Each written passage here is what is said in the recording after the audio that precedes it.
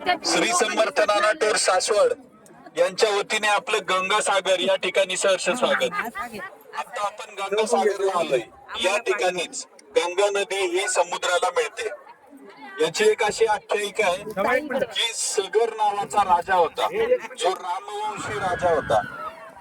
सगर नावाचा राजा त्याने अश्वमेध यज्ञ केलता. अश्वमेध यज्ञ केल्यानंतर त्याचा जो घोडा होता तो घोडा इंद्राने पकडला. इंद्राने पकडून तो घोडा कपिल मुनींच्या आश्रमाच्या मागे बांधला. तर सगर राजाचे सगळे मुलं, त्याची सगळी फॅमिली तिथं आली. तिथं युद्ध झालं आणि त्यांनी आपापला घोडा घेऊन आले.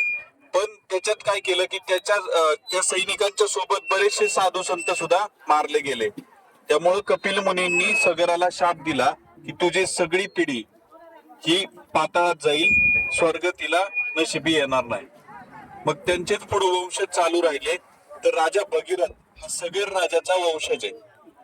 तर राजा भगीरथाला ज्यावेळेस कळालं की असं आपल्या म्हणजे कुठल्याच पिढीतलं आपलं स्वर्गात जात नाहीये, तर त्यावेळेस राजा भगीरथाने शंकराची तपश्चर्या केली.